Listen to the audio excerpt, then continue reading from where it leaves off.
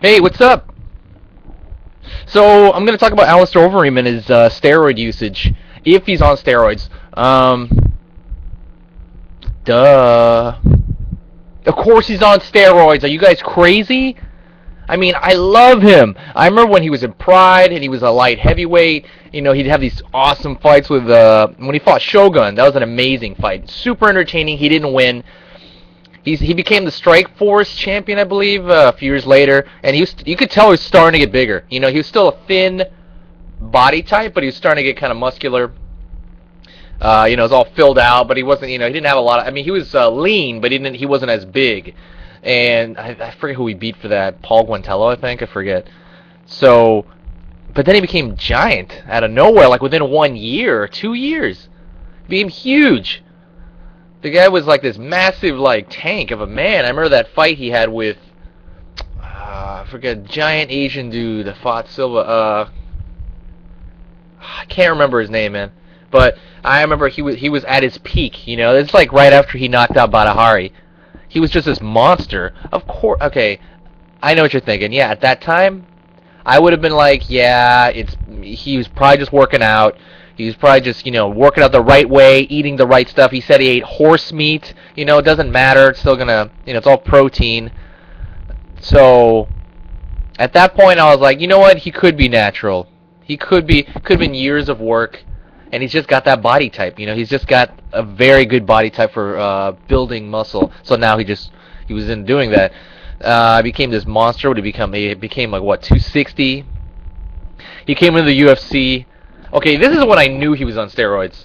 He came to the UFC. He fought Brock, beat Brock real easy. I was like, yes. I was a huge Reem fan. Huge. Huge. I was on that freaking, I was a guy on the forums, posting douchey stuff, like, in defense of Reem and, Ubereem. So, when I knew he was on steroids was that next fight. Because, when he fought Brock, it came out later that his testosterone levels were raised by, I think, 14.1? I think proportionally. So his testosterone was high. He was caught. Somehow they didn't go back and disqualify that win. They didn't take back that win. So I was like, all right, cool, whatever. I was thinking kind of like, if I don't know, it wouldn't have been good. I'm glad they didn't take the win back. So the next fight he comes out for fighting Bigfoot Silva. Okay, first thing you notice, he looks different.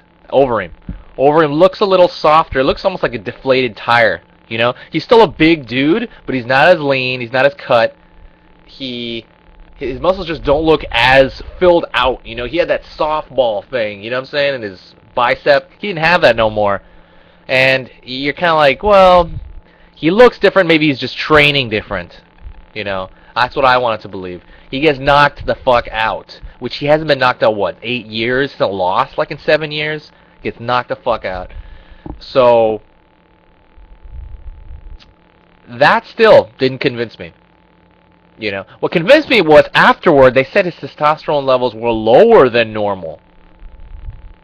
When you use steroids and you get off it, your testosterone levels start to, wig out. So that's when I was like, okay, this is suspicious. This is weird. So that's where I started to kind of think like, man, maybe the guy is using some form of performance PEDs, performance-enhancing drugs. And then the fight that just happened, it's August 28th. The fight that happened last week, where he fought Travis Brown, and Travis Brown knocked him the fuck out. But the thing that astonished me was that Overeem still looked soft. His appearance was still kind of like this soft dude. He doesn't look anything like the way he did when he was fighting in Japan. He didn't have that snap. He didn't have that strength. You could tell he didn't have that same power. I know he had that power with the knees, and I mean, if you guys saw the Travis Brown fight went about the same as the Bigfoot Silva fight, almost the exact same template. He starts kicking ass. He starts doing great. He gasses, and then he gets knocked out by, just something that shouldn't knock him out. If he had more gas in the tank, he would have kept moving around. He wouldn't have got knocked out by that lazy front kick that he, that was throwing him like 10 times. Oh my! I was in the gym when I saw that. I was like, I was like losing my mind. So honestly, I think it's really obvious that he is on steroids. Of course he is. He is so clearly on steroids. It's not even funny, man. Don't deny it. I was a huge Reem fan. I'm still a fan, But I don't know if it's this Lance Armstrong situation where, his greatest accomplishments were done while he was on PEDs. So now I'm gonna like throw that away. I don't want to personally, and I don't know how long he's been on them, Overeem, So I'm a fan. I wish he'd come back. Maybe drop down to light heavyweight again. Get ripped. For that weight class. Actually, I don't think that's possible. I think he walks around like 260 anyway.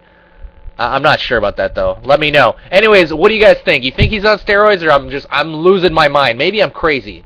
Let me know in the comments below. Peace.